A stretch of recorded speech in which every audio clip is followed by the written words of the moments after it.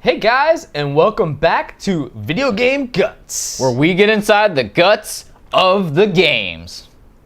Well guys, this is episode 3 of Video Game Guts. Thank you for coming back and joining us here on the internet airwaves or whatever you guys are, whatever platform you guys are enjoying us on. We got an awesome show set for you guys. We also have some guests on today.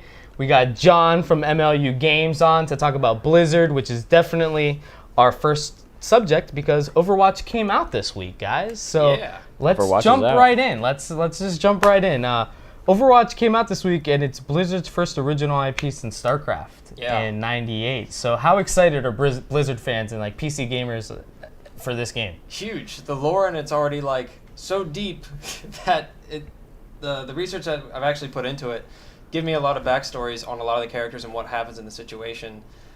Because it's like the whole thing's based on like the Omni Crisis, which is like this big war that kind of broke out. They haven't released a whole lot of details on it, but that's why Overwatch was formed. And then that group eventually is kind of like the Watchmen style of storytelling, and we're saying like the heroes might have been the cause, and then the people uprised against them, and it's like a huge like new lore that Blizzard has created, and it's just so elaborate right now. Then it's very entertaining, and we're just really excited. And they tell these through these YouTube stories. I've seen a couple of them. I mean, they look really good. I mean, what's behind that? It's just to get the hype going. It shows some of the backstory between the relationship between some of the characters and which ones are good, which ones are evil, which ones are like the head of Overwatch, which ones are the head of the evil organization. Just shows who versus who and who's rival, and some backstories. With the research you've done, does it seem like with the game launching, there'll be more stuff like this, more stories, more backstories and things like that coming out? Yeah, because take with some of the cinematics, they don't exactly have an ending, but they show one conflict that, like, say Reaper, the one with the double guns that has the skull and crossbones, attacks Winston, the monkey, the gorilla, and he wants to steal some information. I don't know what he was going to steal, though. Or they said he was going to steal some Overwatch locations, like the agents. So we don't know what he wants to do with that information. Gotcha. And so more stuff is going to come out with the story, and there's another crisis happening, and then they reinitiate Overwatch, which I don't know why he does that. So that's definitely going to leave room, like open-ended stuff for expansions and more stories. Well, you mentioned expansions. One of the big knocks on Overwatch, and like we've heard it from console gamers, and keep in mind most console gamers are new to Blizzard as a whole, but one of the big knocks is that, like the beta pretty much was the full game, and they were skeptical as to what if this is worth $60, but most PC gamers I feel like are behind Blizzard, and they're giving them the full, they're not worried about how much Oh, yeah, because I feel like there's a lot more game modes to be added that they either have, like, in store, or they have just released the 3 that everybody are most comfortable with, and then they're going to have something else because, again, there are sides in Overwatch. Right now, this is kind of like a team deathmatch. I feel like there's going to be, like, maybe like an Overwatch versus whatever their group is called. Some sort of conquest mode where you, like, have to be good versus evil, that kind of stuff. Because I saw the random mode where you had to be whatever person the game gave you, and I actually enjoyed that a little bit more. Yeah, Hero Brawl or something like that. Yes, Hero Brawl. Yeah, that one's always fun. That's kind of like what Blizzard has. So there will be more. Before. Oh, yeah. Because I played a lot of Starcraft, and I think Blizzard does a really good job at setting you with the universe and everything like that. That's why I think they put so much backstory into all of this. But like to see that's always good off of them. I know they're content. So. Yeah, they're definitely storytellers. Having been someone who's familiar with the way Blizzard operates, should people who buy this game expect for most of this to be paid DLC, some of it to be free? What's Blizzard's motto usually on this? How have you seen it? Some expansion packs would be the thing. I would say expansion packs in terms of you're gonna have to pay extra for it, but it's not like you're gonna be gypped. Like Blizzard is very good on delivering content, especially with their expansions, making them worth. But unfortunately, it does kind of force you to say, I am going to need this in terms of I'm going to enjoy more of this game this way. One thing that console gamers will always complain about with like season passes and stuff is that eventually once this stuff comes out, it splits the online community because the people who don't have it, and if it's maps in certain cases, they can't play with the typical people. Knowing Blizzard, do you think Overwatch might do more of a character-based thing where that way the player base stays together like Rainbow Six Siege does, or more like map-based stuff where if you don't have it, well, you're going to be stuck playing the older maps? They give you all the maps, but they don't give you all the characters. So they make you work for the characters instead of just giving them to you. That's why I'm thinking that these the expansions, why I think there's going to be more game modes is kind of why it leads into this, is saying I think there's going to be more of a story-based thing that players can do, and if they want to continue the Overwatch story, they're going to have to buy the expansions. Gotcha. But the characters, I feel, to keep them up are going to be like DLC and not part of the main story. Gotcha. I feel like we have the main cast, and then everyone else is going to be add-ons like Heroes of the Makes Storm. sense. Makes sense. Okay, that I can dig. Do you see them putting in any of their other IPs into there? Any Starcraft characters or anything like that? Do you think? That would be cool. I think that would be a nice they did DLC. reference that the one of the girls who's like a tank, Diva, I think it is. Diva. She is a Starcraft champion in that game, so I think guess it's a fictional land in that. I don't know if they can just mix that. Yeah, and I think it would. I think that I can definitely see them doing it as like DLC or maybe like skins for other people. I would love it. Yeah. I know there's a skins, like if you reserve certain things, you obviously are getting skins. I unlocked a few skins in the beta, so the skins are pretty cool. Yeah. Significantly changes what they look like a little bit. Yeah, and a lot of the skins have backstories with it, like Reaper's original Overwatch skin, which is like what he looked like before he donned the cloak and everything. And still don't know what happened to him, but I feel like that'll be revealed eventually. Yeah. No, that's really cool. Now, one of the other things that was unique about Overwatch, besides the fact that it's a Blizzard game, is the way it was released kind of worldwide. I think last week, maybe a week before that, we found out that the game, while still going to be released on a Tuesday, was going to be sold by retailers on Monday for gamers to be able to pre-download, and like that's known a little bit on PC. And if you download a digital copy, you typically can do that. But it's unique to have a physical copy do that. What do you think the benefits are of that? I mean, obviously people can be ready to go live as soon as the servers go live, but like how excited are gamers to be able to do that? They're looking at it as it's smart for Blizzard, especially since they've never really they're the roughest start in terms of everyone getting this game at the same time and being able to go online at the same time. Diablo 3. Yeah. And so this is smarter on their part of saying, okay, we can check how many people are online and we can test the server, we can stress test them for everybody and say, we are not going to screw ourselves this time. Like, we're going to make sure that they can play when they can play. Like when we tell them that they can. So that makes a lot of sense. Now Daryl, as console gamers, this is something like we've kind of asked for quite some time, because I do midnight releases still. I'm one of those few people that does midnight releases, so you guys are like going to get the extra stuff. I like getting the swag. You like the disc. I like having the hard disk too. I like having the case. It's just the thing that sucks is I wait in line until midnight, my time, and then I get home and I open it up and I'm excited and I have to download it. And it probably has a day one update. I mean, I'm looking at least an hour and a half, 90 whole minutes before I can play the game. So as console gamers, well, so it's a little penalized. I mean, I would always go the next day because I have a job. So if it comes out on a Monday, Tuesday night, obviously I can't go and go do that. So instead, boom, but even then, go in there. You can't pick it up until after work. Yeah, and then I have to download it. You still have to wait an hour. I might not be able to play it till the next day. If it came out on a Monday, I might not play it till Wednesday. That happened with me with The Division. So why do you think maybe we haven't seen this before? Why do you think we haven't seen this? Why is this unique right now in 2016, and we haven't thought about this before? The Xbox One and stuff. I would say it'd have to be a response. I mean, like, Blizzard's a good community, so people usually like to chime in and put in their 2 cents and stuff like that, and they listen. So maybe this is just my opinion. I don't know if they really did this, but maybe they took it out of their own interest to be like, hey, you know what? We're going to make sure that everybody has a fair chance to play this game at the same exact time. Yeah. What do you think about it? Yeah, I think. Why we haven't heard it before? Why it hasn't happened really before. It's not a lot of games to do that. Again, Blizzard's just trying to change the game, you think? I think Blizzard, one, is trying to change the way that we use logistics in video games, and when their customers and their fans can actually get what they want, because it is right now one of the biggest games that's coming out. That came out, and they just want to make sure that everybody is satisfied with the game. I got a question for both of you before we move on to other things non-Overwatch related, but this is I think it's a big question because of how much lore and excitement there is surrounding this game. Do you think it's going to outsell The Division?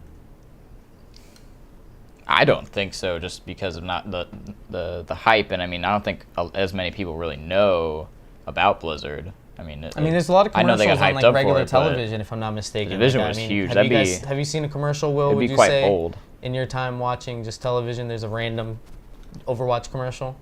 I feel like I saw one on something weird, like ESPN. I see them at least once a day. I do feel like they're getting out there. Obviously, Blizzard's got an infinite budget for marketing. But so you're going to go wholeheartely think it won't quite outsell The Division? I do hope it does, because just off of my fandom and like it, my preference of Blizzard. But I just don't think so, just from what I think. I'm on the other end of that, and I'm gonna say I can see this. I can see it outselling Division. I can see it kind of setting records. Good. I hope it does. I want more people to play with. I really do. Because Blizzard's never pushed this hard on a game. No. They've never pushed like this hard for the cinematics, the animation, the way that they're delivering it, and even you remember the giant statues, right? The giant action figures. Yeah. Yeah. They've never done that. And this But game. it's been 17 years since they've even had a chance to show a new world. Exactly. Yeah, That's yeah. why I'm thinking that this is gonna. And a lot of shatter. people were excited about Titan, however Oh, many years Titanfall? ago. No, Titan. Oh Blizzard's yeah, their newest- new MMO. That's right. And then it got canceled. And a lot of people from that ended up being a part of the Overwatch team to create this game. So, like, people have been waiting for whether they knew it was called Overwatch. People have been waiting for this for anywhere between Anything. 6 to 2 Yeah. years, you know? Like, Overwatch was announced a few years ago, but people have been waiting for a new Blizzard IP. Yeah. You know, after, Well, World yeah, of 'cause Warcraft has had so many expansions. So And many. there's not. And Warcraft's gotten so repetitive to the point, like the latest I was gonna say, expansion. the last like 2 of them sucked. Yeah, well, no, the newest one went back to essentially to vanilla. Like they overwrote the story to where it's this whole deep thing. Basically, they just kind of went back and changed one scenario that kind of changed the world, Uh-huh. but didn't at the same time. Goes back, but goes forward. It's weird. It was okay. Just kind of resets it to, I would say, a big balance patch. So between the Overwatch old feels and new fresh guys. now to anybody Yeah. who's been a super die-hard Blizzard fan. pretty Yeah, much. it feels polished. It feels fun.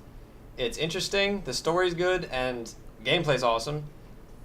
I don't see this like not breaking records. Yeah. The It's only really competitive, too. Yeah. I mean, Yeah, it's really fun. Oh yeah, they always have tournaments for it for like $10,000 prize points. Oh yeah, absolutely. It'll be great, and it'll probably be well received worldwide, which will Yeah. help to the player base. Like it'll be like one of those FIFA games where if you're playing online, you'll run into a guy on your squad or on the opposing team speaking a different language. Like Yeah. it's totally gonna happen. So like that's really cool. We're gonna see. The game came out this week, guys. Overwatch. We're gonna be doing some Twitch streams of it. We both picked it up. You're on the PC, so hopefully one day we get cross-platforming and we can play with you. oh, but no, that'd be awesome. Maybe. yeah. We'll see but, how it you goes know, for a we'll shooter see. game. We'll get cross consoles before Yeah. we get cross Yeah. to But, the PC um, world. But definitely let see you us on the know, other side. John, where can our fans check out some of your stuff? I know you do some stuff up on YouTube too. If they search MLU Games on YouTube, I have a whole channel full of commentary and comedy stuff like that. So just go check that out. All right. Well, thanks a lot, John. We appreciate having you on, and definitely have you on again sometime soon, man. It's Yeah, cool man. to Yeah, have it's fun. somebody we need else to some banter PC with. advice, so absolutely. Yeah, Absolutely. I'll definitely come on again. That's fun. Appreciate it, man. Thanks so Appreciate much, it, and yeah. definitely check out John's stuff online, guys. Now, to talk about more stuff that came out this week, we talked a little bit about The Division, which is going to be having a big update this week with the conflict update. That's going to add a new incursion and a lot of fun stuff. Also, NBA Live is going to be free for people on EA Access. That came out on Tuesday, so we have a lot of fun stuff coming out then. Teenage Mutant Ninja Turtles came out this week. We haven't played that. We're probably not going to play that, but we do feel like it's our job to let you guys know Oh, at that least try it exists. out. I mean, you gonna buy it? You gonna Absolutely rent it? not, no. Okay, well then, Rent is not even a word nowadays. It's just, am I Well, going to download the then- demo and waste my space on it? Probably not either. I don't think the thing is I don't think there's a demo, so Oh, that's there you go. You're not gonna try it. Game so over. you guys, if any of you try out Teenage Mutant Ninja Turtles, I think it's called Mutants in Manhattan. Let us know in the comments what you think of it. If it gets a good reception, I'll look into checking it out and doing a review or something for you guys. But you got to remember we're on our own budgets, so we can't just grab every game. We Can't review already every made a game. mistake We- with Homefront, which we'll talk about a little We later. are absolutely 100% fully receptive to any donations of games you guys just want to randomly send to us so we can play and then tell you about. I'm all for that. So Reach out to us in the comments Reach below out and to we'll us. send you a message. yeah, But let's talk about some of the big stuff that I mentioned there as we segued in. The Division, we talked about if the Division could outsell Overwatch, or if Overwatch could outsell the Division. But the Division just had its newest free DLC come out. Oh, yeah. In the conflict update.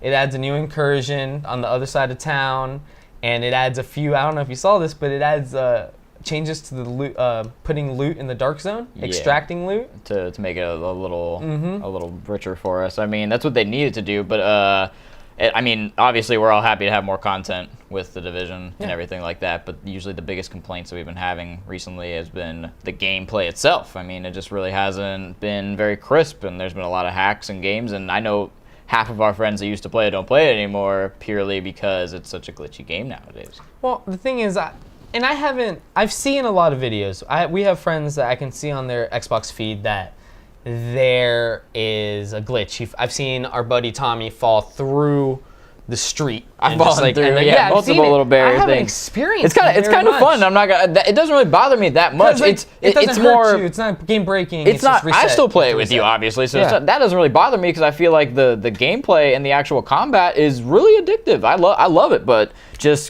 like everybody who plays it real competitively, who wants an edge over other people, have found these people with all these glitches and stuff like that. Like our more experienced friends that play all the time run into these people. Yes. Now let me ask you this: we haven't successfully completed the incursion. The first incursion, yes. So, where does this put us in terms of? So there's a new incursion and there's tons more content. Yeah. But hypothetically, neither of us have accomplished the first thing they gave us over a month ago, and don't have any of the equipment that hundreds of thousands of people are running around. But we also don't put as much time into it as we probably could. But do you get what I'm saying? Like, what are we? But let's say we gave one other really people good like week us. into it There's though, other and people like put it us. in. I mean, we tried one time with we had one random and then somebody else with us. Random. It's not a good idea to try it with randoms, which is probably hindering us. because they do their own things, and that's just how They that do. is, But yeah, you get what I'm saying? Like, it's like, Yeah. and in a way, I don't think it hurts us because now we have tons of content. Instead of like, oh, I just finished up all of last month's content, I'm waiting for this month's. Like, we're still working on last month's, and as this month's comes out, we're gonna figure it out along with people. Like, as people are like, oh, I found out a good way how to work this mission. Oh, well, thanks. Let me know, and now I'll use that on my first try instead of going through it and like absolutely failing for just an hour. ramming into the Our first wall. run through the first incursion, like in Falcon Lost, I think we died in the first couple. Remember the missile we definitely shooting didn't last through an the hour window. the first time just because we had to just figuring out the patterns of how to avoid the missiles took us an hour to really master not getting hit by that. So it does add a lot of time value into the content. It's just a matter of how people enjoy that content, I think. Yeah. But we'll see. That content comes out this week, and along with some Overwatch streams, we'll be streaming that because we would be doing our best to finish Falcon Lost, so we can be on par to be doing this with our gear set items and our gear set. At least give it a go. Yeah, another thing that we were really excited about, not just me and you, but like our whole freaking squad on Xbox Live, was NBA Live became free on EA Access. Our squad is obsessed with all the EA sports games and playing in the club or team modes where we could all be our own individual person. Yep. And it's exciting, and here we go again with NBA Live for EA Access. We twitched that the other day. We did, and we had a lot of We have our game faces on there, guys. Oh my God. And like NBA Live gets a lot of slack because it is not 2K. It is not as good. It is not as polished. And we're not going to compare it to that. Yeah, and there's nothing about it as on par with 2K. But keep in mind, we are getting it for hypothetically free. I mean, I paid $30 for EA Access 8 months ago, and I'm now getting this game for free. So it's like I've made my money back on EA Access and then some. So I consider this game free, and for that price, I thoroughly enjoy it. I can understand nobody wanting to buy it for $60. No offense to EA, they make great games, but like this game is just not worth $60. Yeah. I think they're already having trouble with NBA Live 17, and it's not going to come out until after the All-Star break, or at least until January. When's the All-Star break in basketball? It's like February. February. The game's scheduled to come out Q4, which is any time between like December to March.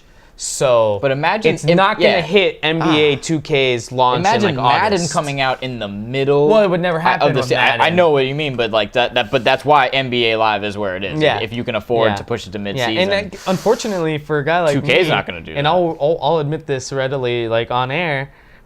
The only thing that upsets me about NBA Live getting moved back is the fact that it won't be free on EA Access until later. Like, I'll now admit we have that. to wait till the playoffs are over. Because like right now we just started, like we got a lot of our friends have EA Access, so once it's free, like everybody downloads it, no matter how bad of a game it might be. Like Dragon Age Inquisition, everybody downloaded it. Yeah. Nobody was a fan of it though. No. So it's so fun to have all of our friends upload their game face and make a character, and we all come up with funny names. It's not like we're gonna be Danny Morales and Daryl Wilkinson. Like you guys can watch our Twitch stream to see what our names are.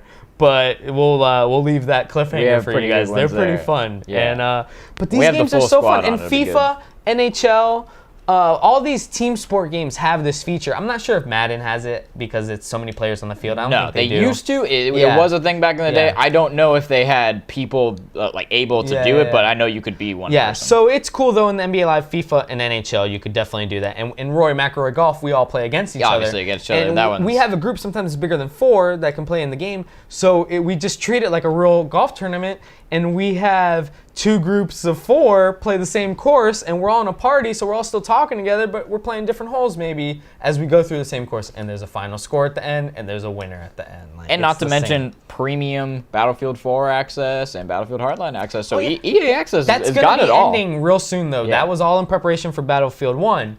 But I mean, we just got all of the premium all these for Hardline and Battlefield all these great 4 games, for free. sports games, and then these cool shooters too. $30, it's like why not? So that is pretty much why we are so high on EA Access. I mean, it's just been worth our money, and we apologize because I think PlayStation players don't quite have it yet. But I know there's EA Origins on PC, so you guys, it's definitely worth checking out. Like we said, Teenage Mutant Ninja Turtles came out this week. It looks like a classic like beat 'em up Ninja Turtle style game. Like I love the older ones, like Turtles in Time, and like things you can play in the arcade. Well, you only need 3 buttons to play the game. You're right, and like that's why the game is only $50, or maybe even 2. The game's only $50 instead of $60, and like depending if you're a Best Buy member with the Gamers Club or you got Amazon Prime, like you can probably get the game for like less than $40. But you know, like I said, we just don't have the budget to be able to review that game for you guys right now. But we definitely think it looks like it could be a fun game. I think there's co-op in it, which is like for our squad. Like you would have to. If the game was cheaper, we could definitely see 3 or 4 of our friends jumping in there. It's not even worth it if it's a solo. I can't imagine the solo turtle experience. So you guys let us know what you think of Teenage Mutant Ninja Turtles. If any of you have played it, or if any of you are thinking about picking it up, or if you guys are just hardcore Turtles fans, because I know the movie's coming out this summer too. So let us know what you think about that in the comments below. Definitely. And the last week in gaming, we just talked about this week in gaming, which was good. Good stuff happened. Lots of good stuff this week. Last week in gaming wasn't that great. Mixed. It was mixed. It was mixed only because Doom came out on a Friday instead of a Tuesday. If not, it would have just been a very awkward week in gaming. Homefront: The Revolution came out. And how was that? Well, man, I didn't pick that up. Our review is still in progress. We'll be finalizing that this week. Yes. But the review is in progress for one key reason. I came home after picking up the game, and I popped in my Xbox. It didn't have a day 1 patch. And that kind of threw me off because I'm like, almost every game we've ever bought tells you when you go download first day, it's like, this game requires an update. It didn't recall for that. So I was thrown back a little bit. Needs to fix it from the startups. As I loaded it in, and as I just played through the first hour, well, really the first 2 hours, because the first hour is a lot of cinematics and stuff. But as I played through the first hour, I started noticing a lot of bugs. I mean, there's frame rate drops, there's just glitches, nobody's in the vicinity, but somebody spots you because it has some sneaking aspects. Oh, really? But the worst thing, and none of these are game breaking. That's why during a review in progress, and we don't just want to go out and say this is an awful game. Because guys, like, we want to emphasize, we're not saying this is an awful game. There just are problems with the launch of the game. And the main thing is, whenever you autosave, and this is an open world game where you tend to autosave whenever you go into a new district or a new house, whenever you autosave, the game freezes. No. And it's not game breaking, like you need to turn it off. But it just pauses for 3 seconds of just like, if you were mid-step, it's just like, and you can't move left, right, and like we'll have some footage. You guys will be able to see what it looks like. We aren't pausing anything, like literally that is happening. And that was what bugged me the most, because in an open world game, that happens a lot. But the gameplay itself is kind of cool, man. It's like, it's a cool concept. It's like Far Cry 4, if they would, like, imagine if Far Cry Primal, if they would have skipped Far Cry Primal and done a Far Cry 5. I think that's kind of what it's like with a military style, open world. You liberate areas of Philadelphia. Now, it's not like The Division where Philadelphia looks like, oh my God, that's like Wells Fargo Center. Oh my God, that's the Link. Like, it doesn't quite look like that, but it still has an American town feel, like kind of like you can tell you're in America. What I would just say for them or whatever, Homefront, is that they really needed to kind of make that mark because the last game really wasn't seen as very quality. This is just in my opinion, and it didn't really. Obviously, it's got all these patches and stuff, and I'm patient. I'll give it a chance to let it fix itself and do things like that. But do you think that other gamers who aren't as patient see all these bugs and problems, take it back, and then you missed your mark as far as you should have put out your product when it was done instead of before. Daryl, and then gamers miss this. You hit the nail on the head, Yeah. Daryl. Like, you might lose people from that. While first of all, the game, let's remember, it switched developers, it switched game engines. Like, this game was in limbo for 4 years. Yeah. So I can imagine why the publisher wanted to just get a product out. But exactly what you said. This game had already been delayed for years and years, and the people that wanted it... And the previous one wasn't that good. The people who wanted it wanted it. Do Yeah. you know what I'm saying? Yeah. Like, nobody just wanted it, picked it up out of curiosity. People who wanted it wanted it. So if they would have delayed it a month... I know nothing about game development.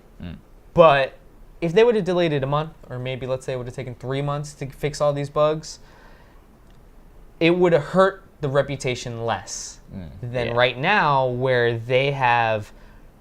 even though some gamer sites have done a review in progress like us, some gamer sites aren't as they don't care.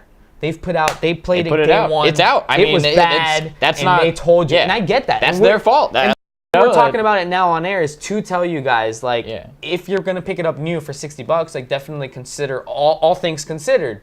Now, if you see it on sale, it's worth picking up. It's probably a fun game. I keep popping it in despite an update not being in there. I keep popping it in and playing a little bit. And I eventually get frustrated and have to just turn it down. You're really popping it in because you're hoping an update pops up on it. I am. But then I don't turn it off. I do keep playing, and I play a mission or two, and I start liberating some more Philadelphia. So, like, the fact that it's sucking me in while I have games like Doom to play and other things, it says something about the game.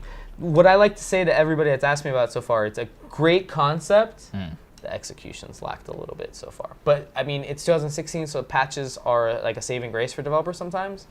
But like you said, the damage has been done. And some people just are off of it until... Like, some people in GameFAQs will already say, I'm not buying it until it's free with Game. That's what I'm saying. And it's already got this bad taste in its mouth going into a launch, which that's just not the way you want to go. Yeah. And now on the other side of the token... Launch something good. I didn't think was all going to be that great, but having watched a lot of what you're going to go off of... they did a great job with Doom. Bethesda did a great job with Doom. I mean, it looks great. The single player was a lot better than I expected as far as just how smooth it looked and everything like that. It feels the multiplayer looked pretty fun. I mean, it got to the point where I'm gonna pick up a copy now, and I was a person that was I'm like, so glad I don't know if I want to buy it or whatever. We've been playing multiplayer a little bit. Multiplayer is actually a little more fun than it was in the beta. When we talked about this as a preview, we said that the beta kind of scared us. That it felt like a little Halo-y Space Marine. But they did such a great job of shutting all of that down, shutting it all down. The single player, and like I mentioned in my review, the single player, this game was a buy. It was a buy. Even though the story, I think, is people can get it done in about 13 hours playing through. Yeah. And then you can find secrets and play through. And that's based on your difficulty.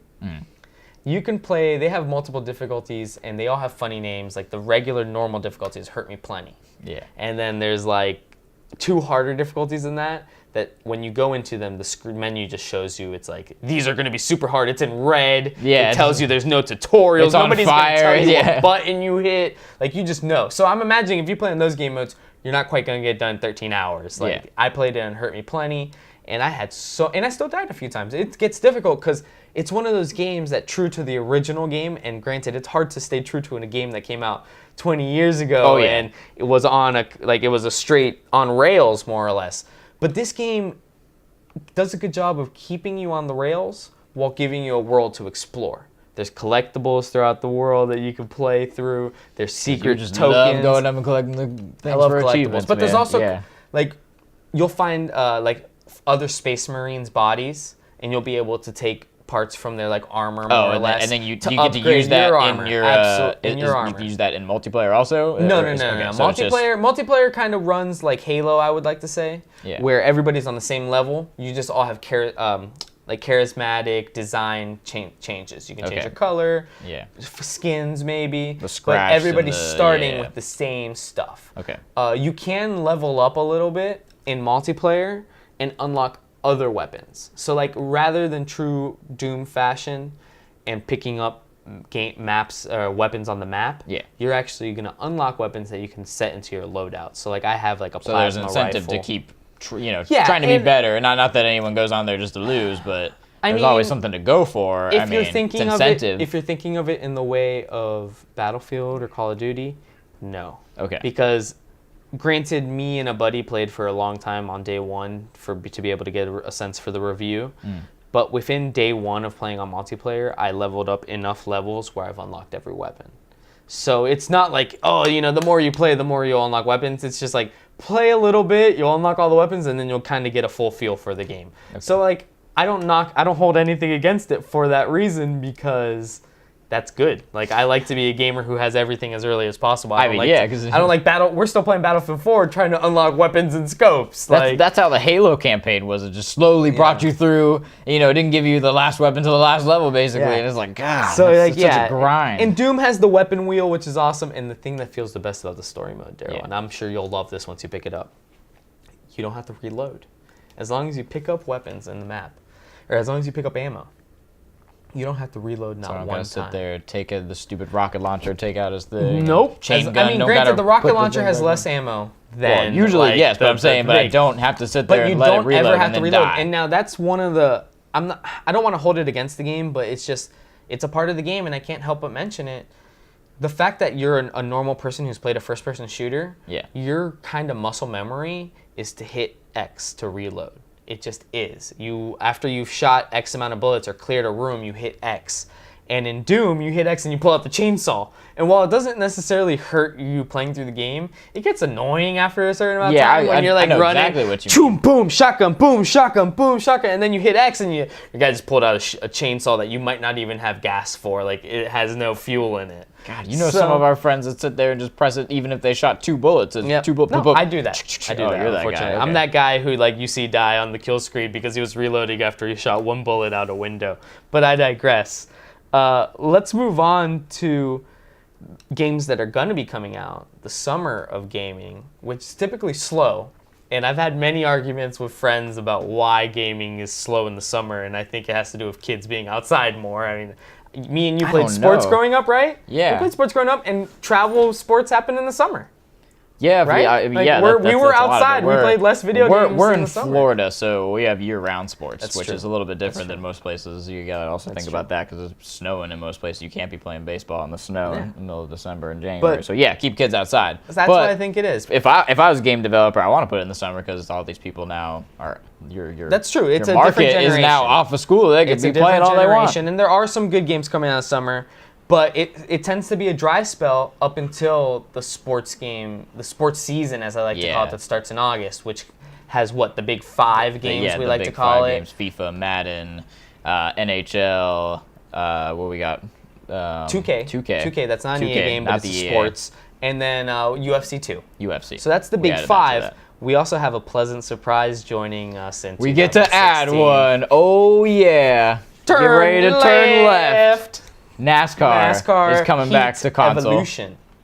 They just came out with that Forza update, so that was a little bit new, but this is actually going to be a standalone NASCAR game. So with all the tracks, it'll be Daytona 500, all the Talladega, all the epic tracks. Turn left all you want. Forza gives you that ability to turn right. Not NASCAR. Not gonna be doing that. Turning left all we want. And that's going to come out on September 13th, right in the bulk of that sports season in August. But before all those games come out, we do have some solid summer games coming out, with a majority of them being PlayStation oriented and Japanese RPGs and stuff like that. Things that we don't really, we won't really get a chance to play unless that donation comes along for the PlayStation. PS4, we'll take it for show. Taking that one. But for this, we are going to bring on our director / editor / PlayStation expert, residential light runner intoer, the guy who every once in a while there's a bang and then we just that's him. This is him. You probably saw it once this episode already. This is him. But we're gonna bring in Bryce Brimhall. Bryce, tag in. What up? Yeah, tag team. All right, Bryce. So,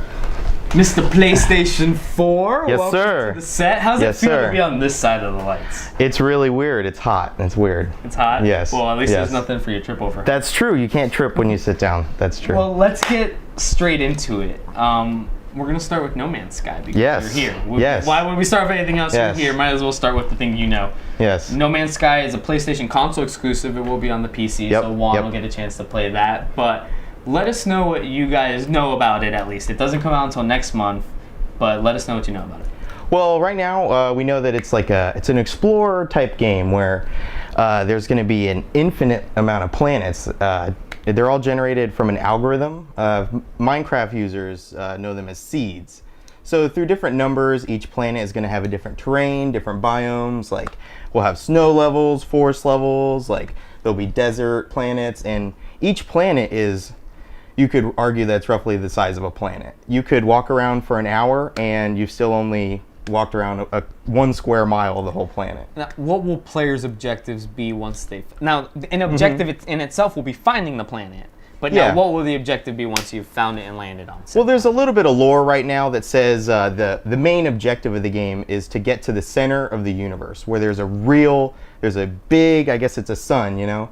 But it's at the center of all the galaxies. So some developers have already said that it's going to be maybe impossible to get to the center because a lot of players aren't going to make it because it's a really long way. But nobody's put an hour estimate on what it would take you to get there. Is that no, exists? absolutely not. And especially because where you start in the universe is different for every single player. So someone could start closer, let's say, to the sun than me. Yeah. So we'll see how that goes.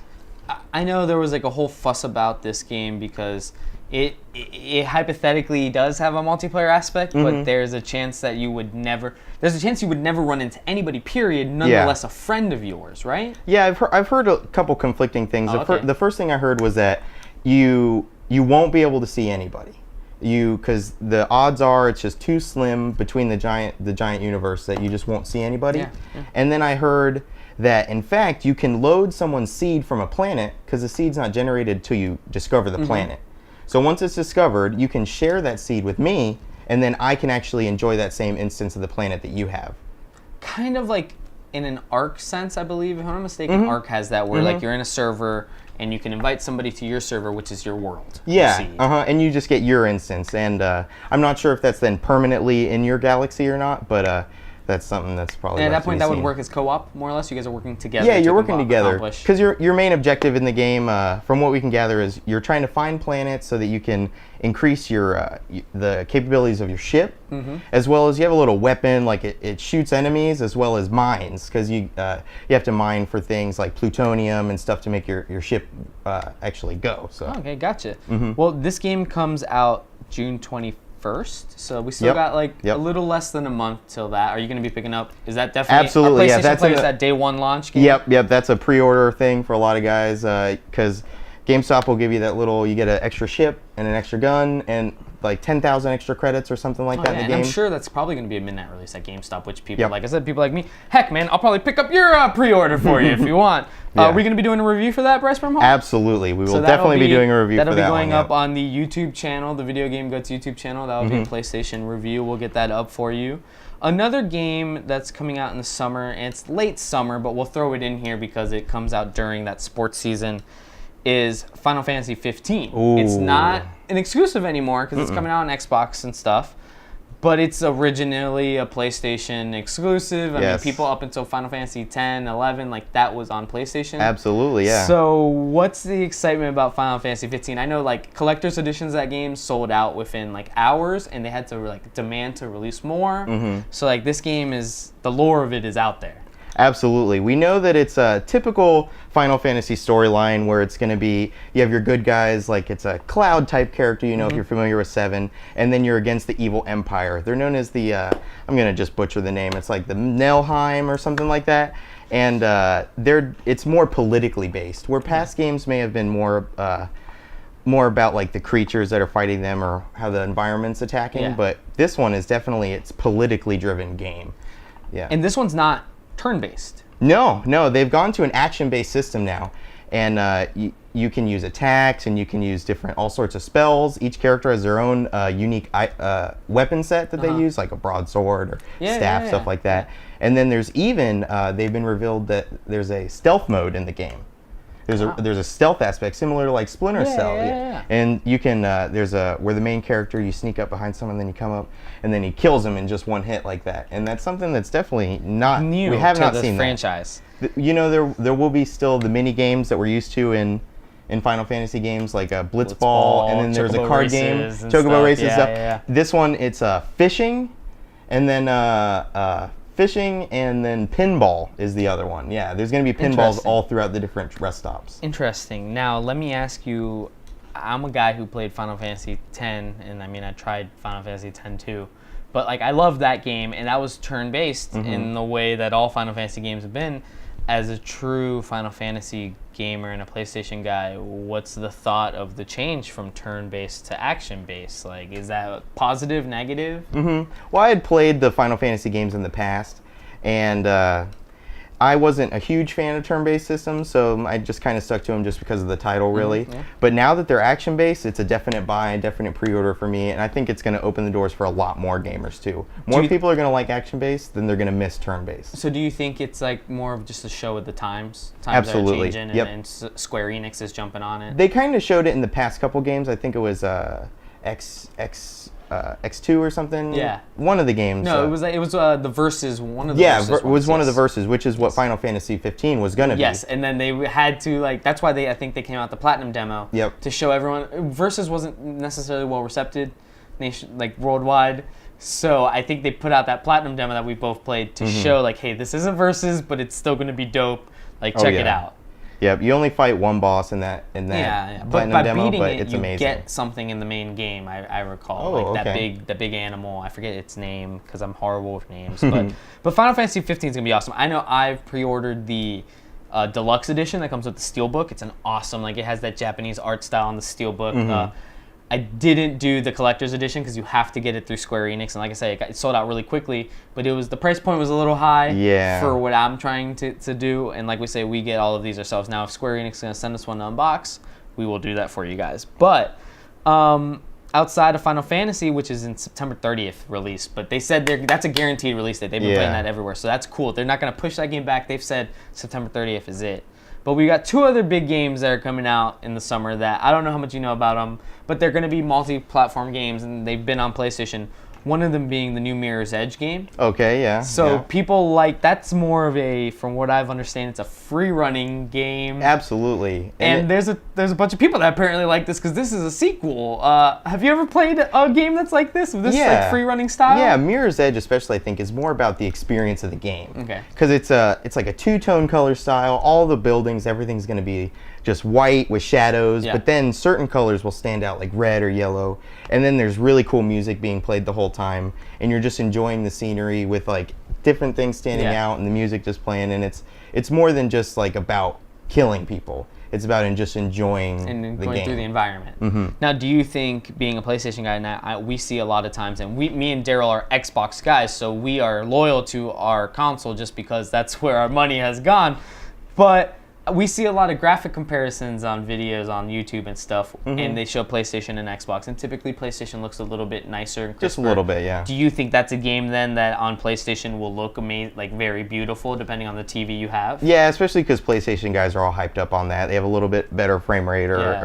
so they're definitely going to want to get that to just showcase that feature. Exactly. We don't have as many exclusives, so definitely we pick up the things to just showcase the system itself. Engine. Gotcha. Another game, and Mirror's Edge comes out June 7th, and that's EA Access members. Even me and Daryl, we'll get to try it out for you guys, and we'll get a video, because we'll get a 10-hour trial a few days before release. I believe we usually get that on Saturday or Sunday. I think it's 3 days early or something like that. But that's another reason to get EA Access, not just for sports games. But another game that's coming out in the summer, late summer, August 23rd, is Deus Ex Mankind. I might be pronouncing that wrong.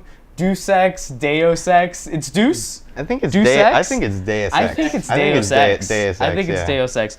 If what you guys think, actually, let us know in the comments how to pronounce it. Give us a pronunciation guide even. Send us links. But Deus Ex Mankind Divided. I actually have it pre-ordered, and I have the older version on backwards compatible on my Xbox. I actually don't know much about it, but it has a lot of hype where people are excited about this game. It seems like it's based in a futuristic time. I don't even know what type of game is it. Is it a shooter? It's a shooter. Okay. It's a shooter, but it's like, I'm not gonna say all of its aspects are based in shooting. It also has like, I think the dude is half like robotic, and like you can do like special like abilities. So like it's kind of like not a superhero simulator by any means, but you definitely get to mess around with powers and stuff like that. Yeah. That's going to be a fun game that'll be coming out this summer, and that's multi-platform. So and it's another game that graphics are kind of showcased. It's a darker game, whereas Mirror's Edge is very bright. Yeah, This is more dark, and like the colors like yellow stand out and things like that within a dark city like that. But again, PlayStation players will probably enjoy it because it'll look so crisp. But I'm going to be getting it. We'll be doing a review for it in late August. We'll probably preview it again as we get more information on it. But if I'm not mistaken, I think, and I will do some research on it real quick, I believe that is also a Square Enix game. It's a Square Enix game published by Deus. So it's within the same people as Final Fantasy. Yeah. So Square has an important year coming up. Definitely, especially with the impending doom of Kingdom Hearts 3. Which we will get to in our next segment. Great segue, Bryce. Boom! Bring back Daryl Wilkinson. The man, the myth, the legend! Daryl, glad to have you back. Good to be back. I felt like I had like... You're missing something? I felt like the dark side was here with me earlier, honestly. The other side, I know how it is. The dark side definitely left the chair warm. I'm just kidding, though. Like, if, you know... Like we said, finances are the only reason we're not reviewing PlayStation and PC games. I honestly would. I'm an MLB fan, so for MLB The Show, I would love a PlayStation. Baseball thing. That's the one thing we're missing in Yeah. our online squad is a baseball game. And I guess that we didn't. Most of our friends are ex-baseball players. Yeah, so yeah, we got Red out there. So yeah, minor league baseball players. So yeah, but PlayStation, man, that's pretty fun. And the PlayStation will have a nice time here in June, just like every other video game publisher, developer, creator, everybody. June 14th through the 16th is E3. So we will see a lot of things unveiled, announced. I don't know. There's lots of terminology we'll see during E3. And some of it's expected, some of it isn't, some of it becomes surprises. I mean, E3 always throws out these things. It's like, oh, we get hyped for this because E3's coming up, and then they usually just throw something else. But yeah, it's like this year, Nintendo. Yeah, there's things that are expected. We'll see. I'm sure we'll see something for FIFA. Yeah. Like we always see something for FIFA at E3. Like the release date gets announced, and we'll see like a video. So like. Things are expected, but let's talk about the things we're hoping for at E3. And you guys... Our E3 wish list? Wish list. Yes, it's a wish list. And you guys can definitely give us your wish list in the comments below. All right? Just you guys type it up. We'd like to hear what you guys are saying. Definitely let us know. And you can also always... specific games. You can always tweet us. Just something you would like to see in a game or anything just video game related at E3. Yeah, E3 is always the big thing for developers to use as a platform. So we think next month, between the 14th and the 16th, we're going to see a lot of things announced and unveiled. Let me start, because I'm a little bit of a fanboy to this franchise, is I'm really hoping, and we're seeing conflicting reports come out about what's happening with this game, but Resident Evil 7. I'm a huge survival horror fan. I'm a huge Resident Evil fan. While I didn't play the original Resident Evil like back on PlayStation, where I got introduced to the franchise was on GameCube. Yeah, I got introduced on GameCube where the graphics looked less pixelated, so it was still equally scary, really. Yeah. And then Resident Evil 0, and I made my way up the franchise. They ported 2 and 3 onto GameCube, and ever since I've played the newer ones. So I'm really hoping for Resident Evil 7. I have Resident Evil 6, which we'll mention later. And Resident Evil 6, while I think it's a fun game to get to play with some friends and co-op and stuff, it went way far away from the roots of the game. It's not a survival game. It's more of an action shooter and stuff like that, third-person action shooter. They say that if reports are right, Resident Evil 7 is going to go back to the survivor horror roots. They've assigned a really great producer to the title. And granted, this is all hearsay and reports by very reputable video gaming websites, but it's all reports and hearsay until Capcom announces something. We cannot confirm, but we can speculate. And we've heard the reason I threw it on our wish list is because I think Resident Evil 7 could be announced, and that doesn't mean it's going to come out in 2016. but it could be announced Absolutely, at E3. and that's what I was talking about with E3. Sometimes they can announce games that'll come out at the end of the year. Sometimes they're announcing things that are going to come in the future. I mean, a good segue into that would be Prey 2, which Bethesda, we're talking about Bethesda, they always seem to kill it every single year or whatever. This is a game that came out, or it was at least put into E3, what, in 2012? 2012. Pretty good amount of distance. Yeah, so, and then it got canceled in 2014. Canceled a couple years ago, and now we need to see what, are they going to come out with something else? Is it going to be something new? It's always fun as a fan of Bethesda to see what they're working on and what they want to come out with. And if that's something, I mean, it looked like a cool concept. So it did. We all saw the E3 trailer in 2012. Standards, which that's what Bethesda says, and we can understand that because it was, again, produced by a small little studio in Human Head Studios. The thing is, the word on the street is, and I say Prey 2 or whatever Bethesda's going to call it, because it might not be Prey 2. No. It's just being built within that IP because Bethesda obviously held on to that when they canceled the game. Yeah. And from some reports out there is it's going to be the studio that worked on Dishonored that is working on this. And the reason it's like whatever Bethesda is working on is because some of the developers within, some of the creators within that studio don't want to be associated with a game like Prey 2 that was canceled and this, because there's stigma to that. There is. And like we said with Homefront, I mean, you people remember that. Things with that, yeah, absolutely. Which But that would be cool. So. But I would be ridiculously excited to see something from that, whether it's another bounty hunting open world game like what Prey 2 looked like, or whether it's just whatever Bethesda imagines to be their new first-person shooter that's different than Open Doom. world-ish Like, game, Doom is a first-person shooter, but more in that arena-style area where you're just in a box. I would like to see something a little bit better that would utilize what they do in Fallout and in Elder Scrolls and put it into a shooter. Absolutely, definitely another one would be Battlefield 1. All of us want to see as much as we possibly can on that game. I mean, it already looks amazing to see some cool guns or how they're going to work. So that's another thing that I definitely put on my E3 wish list. Well, technically EA, we're going to remember this, EA won't be at E3. They're going to be doing their EA Play on June 12th through 14th, which is technically going to happen right before E3. So that's just their But that's going to be their big release, and that's where I think we're going to see Battlefield 1. We saw a 1-minute trailer is what we saw when they unveiled it. I would like to think we'd see something more on the E3 announcement trailer thing, like 3-minute, something cinematic. If they gave us, the game comes out in October, so if they gave us gameplay, I think we would be equally as happy. Nobody would be upset if they just gave us some game. That would be the talk of E3. If I'm not mistaken, when Battlefield 4 was announced, what they showed us eventually was an open, a multiplayer game going down. And how big of a world it was. Or I believe it might have been a single-player game going down and how big of a world it was. So I wouldn't mind seeing that again, but we could just see a 3-minute cinematic, more so highlighting like the Harlem Hellfighters or something like that from the game, like World War I-esque. Another thing that I think both of us are excited about, mainly because Ubisoft has impressed us in 2015 and early 2016, is Ghost Recon Wildlands. It's a game that all of our friends that play Rainbow Six Siege or The Division know about. They talk about it. They say, that's the next game. Like, everybody talks about that. Even back in the day, I played a little bit of Ghost Recon, not being a huge Tom Clancy fan. Those I always felt were some of the best. Yeah. People loved the most really recent. Good shooters. They had Future Soldier, but Ghost Recon Advanced Warfare was way ahead of its time. It was way before Call of Duty was doing Modern Warfare or anything like that. Yeah. And it was a great game. That's what most of our friends talk about still to this day.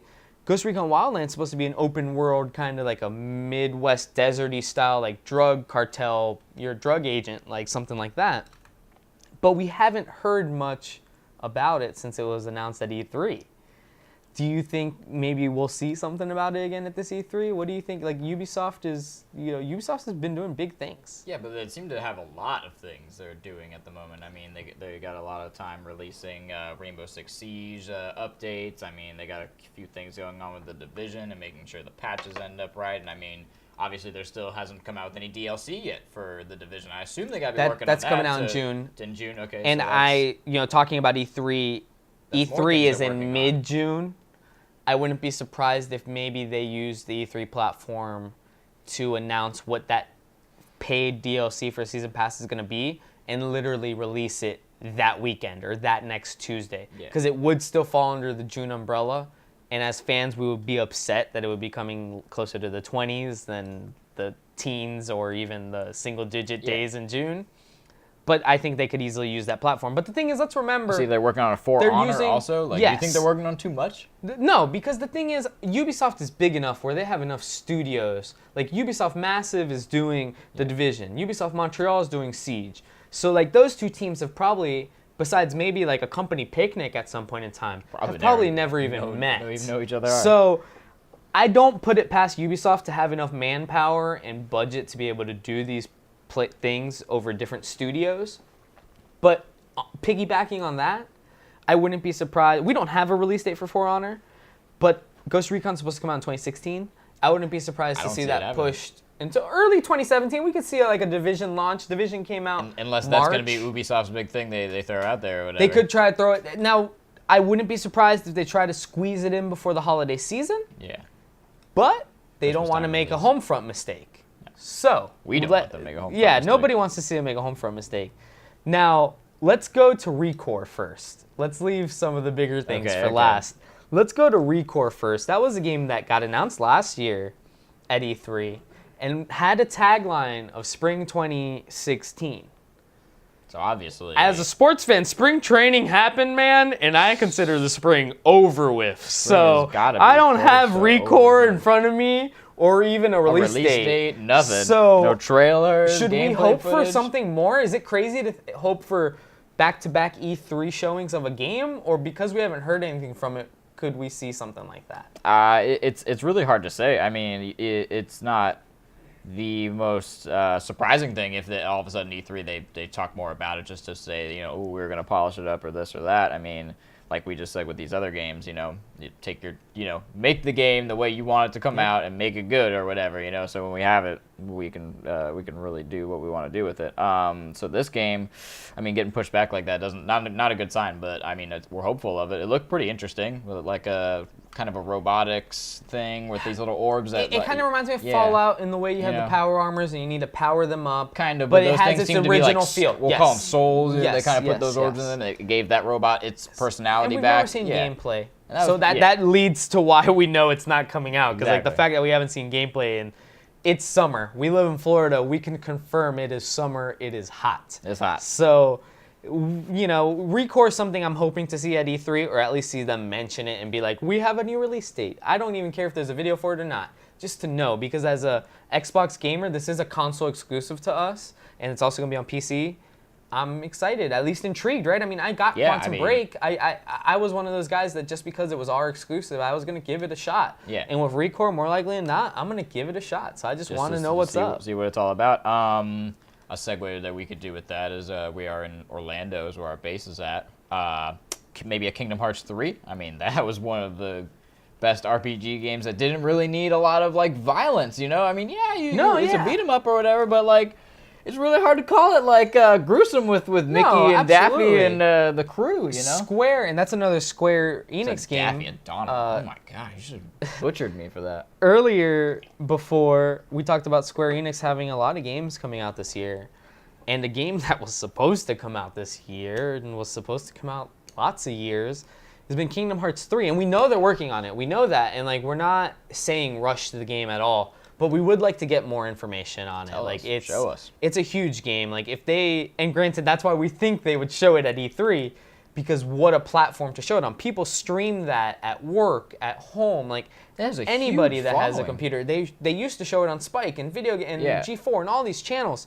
So E3 is a huge platform to unveil. Like, let's be honest. They turn off the lights in that auditorium. They turn on a screen, and it says Disney and Square Enix. People are gonna, freak for lack of out. a better term, shit a brick. Yeah. Like, straight up. Like, people. Kingdom Hearts 3 has there's fans gonna be an that aren't ovation even at video that game point. fans. Yeah. They just love the story, and some are just Disney fanatics. You gotta put those people into account. and They then- will buy this. And in their and that's defense, not even the hardcore video gamers. they've I'll come buy out this. with some PSP, or what do they call it now? A PS Vita. The PlayStation Vita. The PS Vita, the PlayStation Vita. They've come out with versions, newer things of that for the Vita and stuff. But people want that full-fledged Kingdom Hearts 3. They don't want 2.5. They don't want this. They don't want that. We want 3. We want it to be. I mean, I hate to say that it's going to come out for Xbox One, but I hate to say this. If it would have been a PlayStation 4 exclusive, like this would have just been like, that's it. I'm done. Save up. I got to save up and get a PlayStation. I know, it's a big one. So Kingdom Hearts has that lore and that power to do that to gamers, and I think they would do themselves an injustice to not announce that at E3 this year. That would be good. Another one that you brought up, and it's something that is more on the 100% It's on the wish 100% list. wish list. It's not happening, but I hope it at least gets talked about. And that's Grand Theft Auto. Speaking of road rage and all the great things in life, I mean, I know it's been a couple years, but it's about that time that Rockstar just puts it out there that they're working on it, and that's how they run their campaigns usually. When they want to sell a game, they hype it up, and it usually works. I mean, I when we were talking about earlier, day one releases, midnight releases, stuff like that. I was there for the Grand Theft Auto one. I usually don't do that, so I had to get my hands on that. Grand Theft Auto originally, before it was ported over to Xbox One and everything, came out in 2013. So that's 3 years, a little less than 3 years to the date when E3 is. Yeah. And obviously nobody releases a game right after E3. I think it's happened once or twice. Like, they've been that secretive.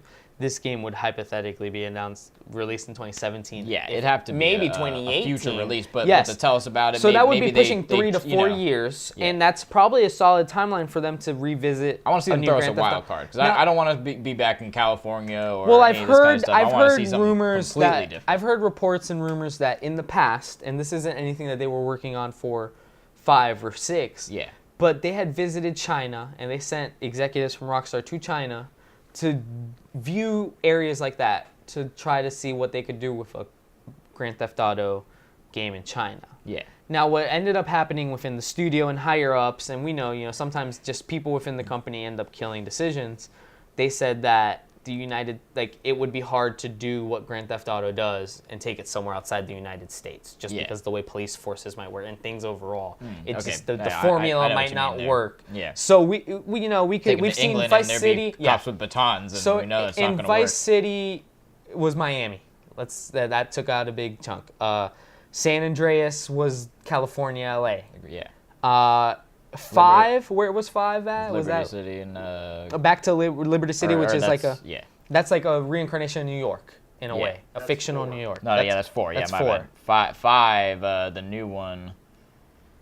Santos. Los Santos. Los Santos, which I think is a Southern California area as well.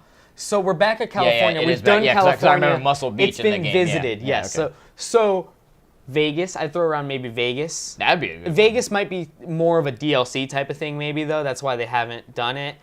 Chicago wouldn't be an awful place to maybe present a Grand Theft Auto game. Other than that, though, I don't think Grand Theft Auto's formula could work in any type of Texas city. I No. think that would be too... It just doesn't fit in. People would think it just wouldn't happen. Texas is just a little different than typical states within the United States, where more likely than not, if you were a Grand Theft Auto man, you would be shot down not by the police, but like a civilian. So that formula just might not sell as well in Texas, right? It'd be Like interesting. it would be interesting. I like it. Get off my lawn! Boom! So I don't know. It would be different. Now some Texas people might hate us for saying all of this, but We love as a guy Texas. who's Dallas grown up, one of the best cities we I've ever been went to. there. The grassy I love knoll, Texas. I've Don't seen get it. mad at us But- because people use guns there, man. Yeah, Use so them here in Florida, stand your ground. Yeah, that's just another thing. And then E3 is going to throw us tons of curveballs outside of what we just mentioned in our wish list. Like, we're going to get games announced that we totally forgot about. You mentioned an Assassin's Creed, and I said I don't think it'll happen. No, I'm but hoping we for a could big see RPG. It could happen. It's really It could my happen. big thing. And A big new RPG, your open world. That's my everybody, favorite kind and of this game. is on everybody's wish list. And I know if you guys have been listening to us at this point, and I've already gone into the comments and didn't wait to this point, you've mentioned it. Elder Scrolls. People are hoping that they can hear about a new Elder Scrolls. A real Elder Scrolls, Yeah. not the online one that Yeah. just didn't have the same feel. Yeah, as they would far like to as see whatever the single-player continuation of experience. Skyrim or whatever would be. Yes. Like, fans would be super hopeful for that from Bethesda. One's But after like that. we said, it might be whatever Prey 2 would be their big showcase this year. And then Nintendo is going to have Zelda. We know that for sure. Whatever They're gonna Zelda show off Wii in their U console and whatever. Well, the else they console's not wanna- going to get announced until their own event later down the year. Yeah. But they 100% said they're focusing on Zelda for the Wii U / the NX. So that'll be cool to they're see gonna what a new showcase us, Zelda they game. gotta They're do going to showcase something. gameplay. Yeah. They're going to showcase gameplay, so we'll get to see that. So let us know what you guys want to see at E3. It's less than a month away. We will be working really hard. We're all going to try to work our best within our own schedules. Remember, we all work and things like that, but around those 2 days, 3 days of E3, those fall during weekdays, but we're going to try our best to keep up live content or content coming as soon as these conferences end. So we're going to be doing our best to do that. Keep us on Twitter and Facebook. That's where we'll definitely be getting that up pump there. some of that out, but we want to give But, you guys a little bit of in-depth stuff. Between besides me and just Bryce's schedules for cinematography and sitting down here, and between Daryl being able to get some stuff down south, we'll do our best to get content going up by the nighttime of those days, East Coast, and probably evening time on the West Coast. So keep an eye on Video Game Guts YouTube channel. We appreciate you guys subscribing. Let us know what you want to see at E3 in the comments below. Oh, yeah. We are super excited. Super excited. Now, to round out the show, we think there's a great constant that started last episode 2. In the rain. In the rain. And it was hindered by the rain a little bit because we would have liked to talk a little bit more about why we like these games to you guys. But we're going to kind of try to end the show as much as we can now, and eventually we'll run out of these and we'll have to do something different. Things like this. But games you might have missed. We'll do the same You thing. guys can help us out with this, as we keep going through our list, throw them out there. Don't give us the obvious ones we know. Yep. Well, like obviously Dead Rising 3 was something I was going to mention to you guys, but that was a launch game and a lot of people probably bought it at launch and played it at some point in time already. So we're not going to bog you down with games like that. We're going to mention more indie games or games that might have been released at a certain time with another game and people just might have looked this over. Or a new deal on something. Yeah, or because it's just been on sale again because Start off with we get the ridiculous game right behind sales. you, Far Cry 4. Yep. So great Far pickup. Cry 4 is awesome. I don't think you've picked it up just I yet, have not, but we've been suggesting it to you left and right. I've been checking it out. It's definitely on the The list. game is fun. It's in typical Far Cry fashion, open world. You're in, I believe it's an Indian area, like in India, and you liberate bell towers and stuff to play the game. But the coolest part is you can just have a buddy jump in with you co-op style, and you can play his world, or you can play his world, or he can play your world. Yeah. Kind of like in The Division Where in you terms get of into like your people's missions. Sessions. Yeah. So we get into Absolutely, that. and it's really fun. And you watched the video we had up. There are wingsuits, squirrel suits. I'm not sure what you call those. Squirrel suits. Would we call them a squirrel suit, Bryce? I think it's a wingsuit. Wingsuit, whatever. You can jump off cliffs with like a wingsuit, but there's also like a hand glider, I'm gonna use like in squirrel Harold and Kumar Go to White Castle, and like they're finally Yeah. like so like. You saw the video. I'm in a hand glider. My buddy's squirrel suiting, and like I'm just trying to not die, and I run into a tree and I die. And fall while it was probably like most people were disappointed, like, oh, I died. I gotta like go to checkpoint. It was too It was funny. hilarious. It was one of the funniest moments I've had in gaming. So Far Cry 4 is definitely worth picking up. It was on Amazon last week for like $15. You can pick up the complete edition that comes with all the DLC, like the Yeti. You have one up in the Himalayas with Yetis and stuff, and that whole version's $30 new. So that's totally worth picking up. Far Cry 4, people love, and that's a Ubisoft game. Absolutely. So we're Yeah, they really are on the bandwagon. Working this year, on huh? it. Yeah. Another game that a lot of people, this is more on a port side, a remaster, I guess. It's not a new game, an original game, but it's a remaster from Bethesda. Dishonored, the definitive editions I out played for the original Xbox Dishonored. One. Yeah, I bought that when it came out new. It was a really good game. It's a really fun game, right? Absolutely. It had different aspects. You could It kill had different that, ways. It had that Assassin's Creed feel that you were going into whoever you were supposed to kill, and you kind of had different options to how you wanted to do it. If you wanted to go sneaky about it, you could. If you wanted to make it look like an accident, like somebody else did it, you could. If you wanted to just go balls to the wall, go in there and start murking, you could. So it was kind of, and every single time that you would play those missions, the guys in different areas, there's different things going on within the scenarios that you got. Great game. So to see them kind of polish it up, put it back, and then I've also heard grumblings of the second one. It's pretty interesting to see. It is. Something we talked about a little bit earlier, Resident Evil 6. It's on $20. I mean, It's like $20. Like when we say $20, like that was new day one when it released on the streets. Like you could pick it up anywhere for $20. You could probably pick up a used copy for like about $15, even at GameStop. You could probably find a new copy on sale somewhere, or if you have like a Best Buy card, you get 20% off. I mean, you'll still save like $20 is the maximum price you're gonna pay for this game, and it's another port from Xbox 360 and the last gen to the new gen. But it's a great co-op game. It's fun. Like you haven't gotten to play with us yet. Like but you said, kind of the action shooter. It's now. an action shooter, so it's not like if you're like, oh, I want to play Resident Evil with a buddy. No, it's not like you're gonna go through and play Resident Evil 1 with a buddy. No. What you're doing is playing an action shooter with Resident Evil lore and characters and environments with a buddy, and it's really fun to play co-op. But they also have really good multiplayer modes. One is kind of Evolve-esque, where one person plays as a monster and 5 people play as agents trying to take out the monster. But the cool thing is, the game doesn't end until everybody's had a turn as the monster. So your score is accumulative of everything you've done. So that's interesting. So it's a really fun one. And another game that you say is worth checking out is an indie game that a lot of people don't know much about. I've seen it on Twitch. Is Super Hot. Super Hot, yeah. I checked it out a little bit. I mean, it looked pretty interesting. I saw when it was in development. All I saw was just a guy who was just bright red, or going and seeing all these other like just kind of lightly colored characters. I had no idea what was going on. I guess it's half puzzle, half shooter. So as you're moving, the time moves. So your enemies, let's say you see 3 enemies in front of you, inside of a room behind walls and stuff. Every step you take and move, time will move with you, or whatever. Which is a pretty interesting concept for a shooter. A little bit of a think, not just mindless. Another game that I want to add on there that. It was a big budget game, and I'm sure a lot of our fans have played it, but me and you actually haven't, and it's pretty cheap nowadays, so I know I'm on the verge of picking it up, is The Witcher Wild Hunt. Yes, The Witcher The 3 Witcher. Wild I've Hunt. heard a lot of good things and about the that. DLC Obviously, is one starting game of I the believe year. the second DLC of the Season Pass is coming out this month, and it's getting rave reviews already. Like, it's just ridiculously exciting.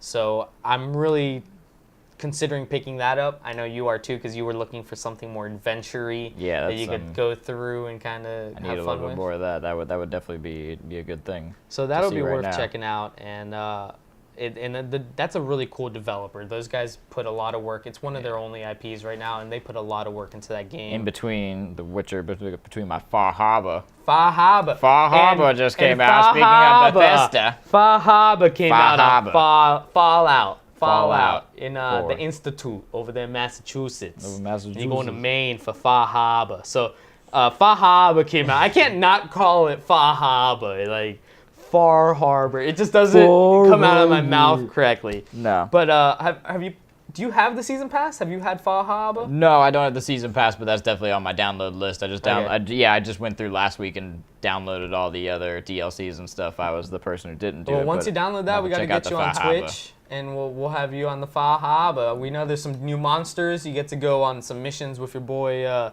Detective Valentine. Oh, that's Is that his name, Detective Valentine? It is Detective Valentine. I want to play Fallout just so I can make accents when I'm talking. Oh my That's God. really why I want to play Fallout. Then you definitely should. I'd be like Joey Tribbiani. They have a lot of good characters. How you doing? Oof, no. But Yeah. according to my show notes, we're done. That's about it's it. blank after this. I was so- mentioning Castle Crashers Remastered. It's a $5 game. You didn't want me to mention it. For $5 From you can get Xbox anything, 360. man. $5 Side-scrolling you can buy Soda RPG Drinker Pro. game. It's awesome. It's solid. Anyway, I'll get some backing between that. But that's it. That's it. So yeah, that's all we got for this That's week. episode 3 of Video Game Guts. Like, we really want to thank John from MLU Games for coming on, talk about Blizzard for us. We want to thank Bryce Brimhall for coming on the set and talking and PlayStation. always doing That was such not a in good job. focus, so he's going to use something different than the definitely can't do camera that. shot that he just From Instagram. Like to Yeah, thank Will for being for such a generous technically cameraman. supervising. Yeah, no, 100% supervising. It ain't technically nothing. You'll definitely you guys will end up seeing Will on the show once NBA news comes out and 2K is getting announced. You'll see Will on. But we appreciate all you guys joining us for episode 3. We are going to continuously be bringing this show to you guys bi-weekly on YouTube on the Video Game Guts YouTube channel. And we've been doing our best to be giving you guys content throughout the week on the YouTube channel, whether it be unboxings, reviews, or even breaking news like when Battlefield was announced. And like we said, we will be doing more of that throughout E3. Absolutely. Because that is breaking news season in video game journalism. Gotta give it what we can. So we appreciate you guys. Thank you for checking us out Thank you here guys on for the Video support. Game Guts, where we get inside the guts of the video game. games. Yeah. Appreciate it, guys. Subscribe to us on YouTube, Video Game Guts. Follow us on Twitter And like us on Facebook, right? And yeah, look, all the And stuff heck, like that. You know, Twitch. We're on Twitch, so follow our Twitch streams. We're on there once in a while. And next week, who knows? We If you want to be our friends on Xbox Live, my gamer tag's Busterlicious. and Random Pyro 55. Busterlicious. Take it back to another scenic area next Yes, time, next possibly. week we will be in beautiful South Florida. We can't confirm whether we'll be inside or outside, but Weather permitting. that doesn't matter. So take it easy, guys, and thank you for watching. Video Game Guts.